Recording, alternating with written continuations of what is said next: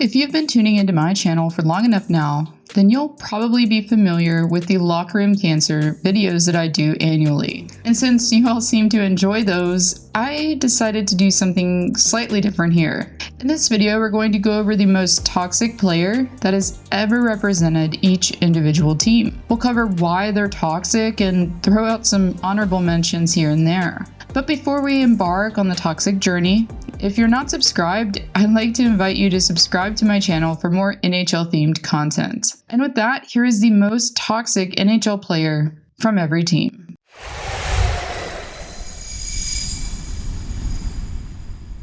While we could go to the route of, say, Pronger or even Derek Roy, I felt like relevancy won out here. When Trevor Zegras first emerged onto the scene in the NHL, he was instantly able to wow spectators with his moves, as he's mostly known for his lacrosse goals and for his insane setup to Sonny Milano that caused Torts to, torts a bit. With his larger-than-life personality and trick shots, Zegras has developed an image of being overrated, and a bit of a brat if we're being honest. From his suspect comments to his meltdown that he had in the penalty box, Zegras has given us so many reasons to dislike his vibes. I'd almost compare his image today to that of Sidney Crosby in the early 2000s. He's young and gives it to the officials quite often. He also struggles to keep his emotions in check too, which is probably why this video here from Hectic Hockey did so well.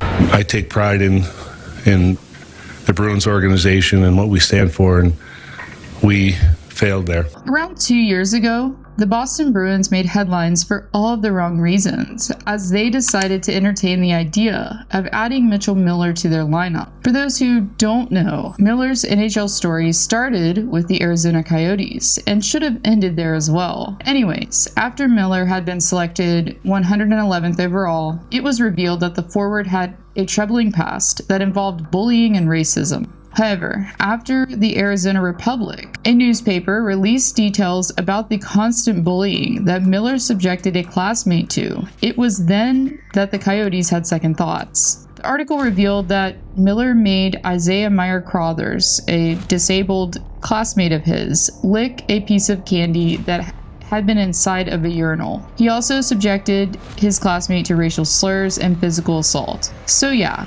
after the Coyotes got wind of this and felt pressured, they eventually renounced their rights and sent Miller on his way.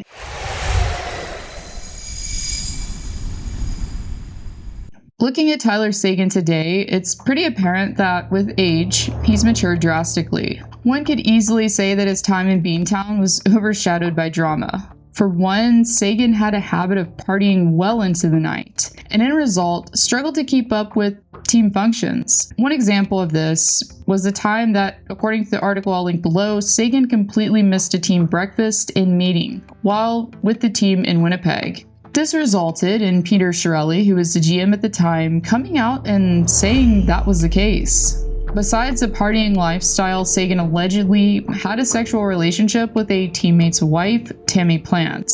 After getting wind of the affair, Nathan Horton, Tammy's husband, reportedly changed his mind when it came to re-upping with the Bruins. Seguin suspiciously was traded to Dallas around the same time.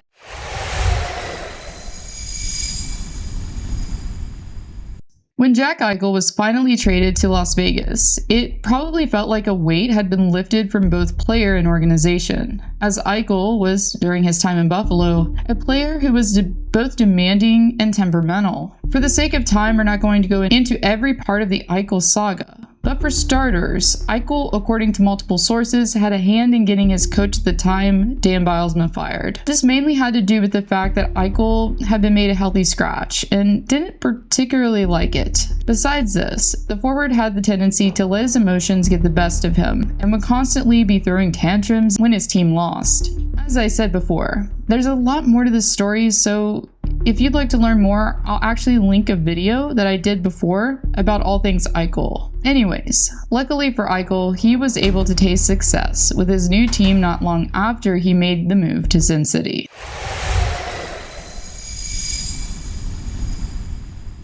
When James Neal was signed to a 5-year deal valued at $28.75 million, it was under the assumption that he would be able to give a similar amount of production that he did in Vegas. Unfortunately for Neal, though, the Flames decided early on that he wasn't going to work out in Calgary and exchanged him for Milan Lucic, who came from Edmonton. According to Jonathan Willis of The Athletic, he said, quote, "The Oilers are getting back an asset that had become so toxic that the Flames were willing to take on the remainder of the Lucic contract," end quote. Aside from that, the fact that Neal was on 5 teams in 6 seasons also speaks to the likelihood that he wasn't able to jive in any locker room successfully. After signing with the St. Louis Blues in 2021, he was placed on waivers 19 games later.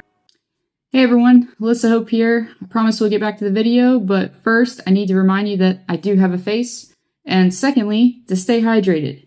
Liquid IV is the perfect thing to have around during the holiday season, especially as you're losing a lot of those valuable electrolytes. With 3 times the electrolytes of the leading sports drink and a formula that hydrates you faster than water, why wouldn't you want Liquid IV in your back pocket? So right now, if you use my promo code AlyssaHope in all caps, that will get you 20% off your entire purchase plus free shipping. And if there's a sale going on, which there are a lot, especially during the holidays, you will still get free shipping regardless of if a sale is going on and you're going to get a greater percentage off, say 30%, 40%, whatever.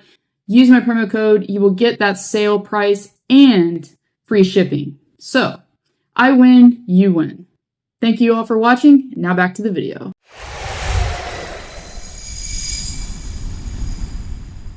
Pretty much from the start of Tony DeAngelo's hockey career, he displayed racial and/or homophobic slurs when he was upset. He also was suspended during his OHL days for doing exactly that to his own teammate. From shoving an NHL official to lashing out at his teammate Alex Georgiev in New York, DeAngelo demonstrated that the problematic behavior wasn't going to go away with age. After clashing with John Tortorella in Philly, DeAngelo's last chance came in Carolina. Unfortunately for him, he wasn't able to remain in the lineup past last season and was forced to take his talents overseas to the KHL as a result.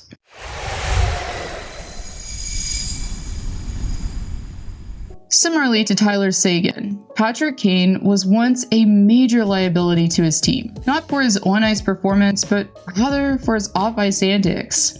First, there was a whole sexual assault case that was filed against Kane that was dropped, but definitely didn't help his image. Also, during his early days in Chicago, he made headlines for all of the wrong reasons after physically assaulting a New York cab driver. In 2009, Kane, along with cousin James, decided that the driver should have correct change on him at all times and answered with violence. Because I'm really sure at this point in his career that he would have been needing those 2 dimes. Outside of that, Kane was also one of the players who admittedly knew about the Kyle Beach scandal and remained completely silent. So there's that too.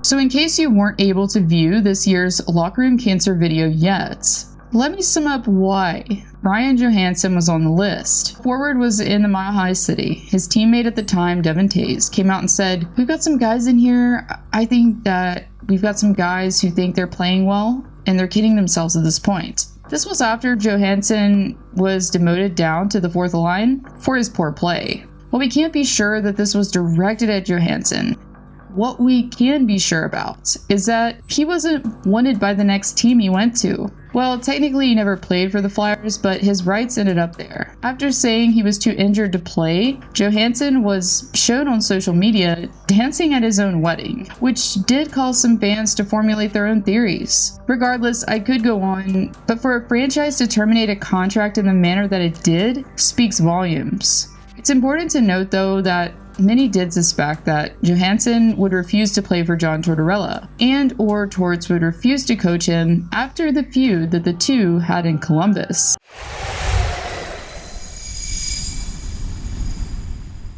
Speaking of Columbus, Jeff Carter is a name that isn't well received in Ohio's capital by fans. Back in 2011, Carter, who was 26 at the time, had become problematic in Philly, as he was quite close to another young player, Mike Richards, who had the reputation of being a partier. But if you'd like to learn more about their drama while they were Flyers, be sure to check out my previous video that goes more in depth on it. Anyways, similarly to Pierre-Luc Dubois, who would come later, Carter had the attitude of superiority when it came to playing in the Columbus market. The overall perception from fans was that Carter never wanted to be a Jacket and tried to give CBJ a reason to ship him elsewhere. I'm going to link 2 articles below that give the fans' perspective on it, but in both, he was described as a locker room cancer.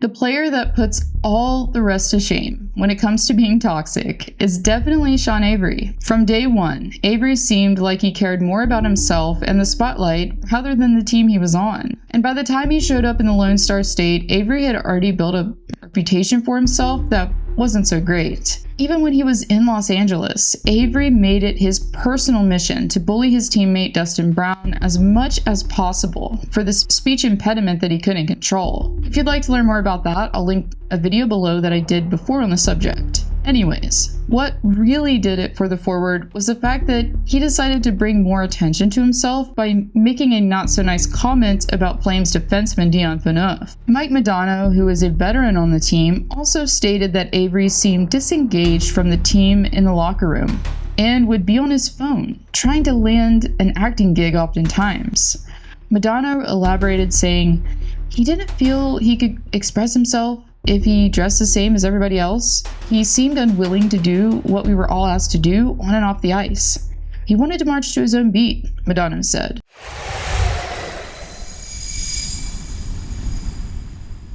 Bob Probert made his living with his fists back when fighting prevailed in hockey. Probert, during his NHL career, racked up an impressive 3,300 penalty minutes. I know, right? What's more impressive, that nice round number or the amount? Does Sidney Crosby know about this? Anyways, despite being a larger-than-life personality off ice, and a guy you didn't want to cross while on it, Probert had his struggles. From DUIs to arrests for cocaine possession, Probert brought the wrong kind of attention to himself and in result to his team. Despite having several goes at rehab, Probert suffered from addiction, whether it be alcohol or OxyContin. Probert recalled in his book that he was struggling with substance abuse by age 17. It's really important to note, though, that Probert was diagnosed with CTE post-mortem, and therefore, it's easy to understand why he struggled mightily. By many accounts, including those of teammates Steve Yzerman, Probert was a good person, and a gentle giant, if you will. But, if we're being honest, his substance abuse struggles had to have taken a toll on his team,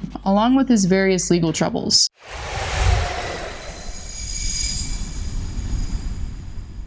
If you ask around in Edmonton about who the worst captain in Oil history was, among the names mentioned will definitely be Shayne Corson's. Shayne, or Shame, as some Edmonton fans call him, was acquired from Montreal via trade in 1995. At that time, Corson was trying to clean up his image after being involved in the infamous Sioux bar incident. Basically, Corson was engaged in a bar fight late into the morning. According to the article that I'll reference below, Corson was upset when another customer began talking to a woman that he had met in the bar. In result, while intoxicated, Corson threw shot glasses at the customer, and they engaged in a fight. Even though Corson didn't face any legal trouble in result, he was slapped with an indefinite suspension by his team, rather than the league. Eventually, the team relented, but stated that if Corson misbehaved again, he would be gone from the team. Despite the fact that Corson didn't get into another brawl, he was traded to Edmonton eventually. And after he allegedly tried to take an assist away from his teammate Jason Arnott, because he was in his contract year,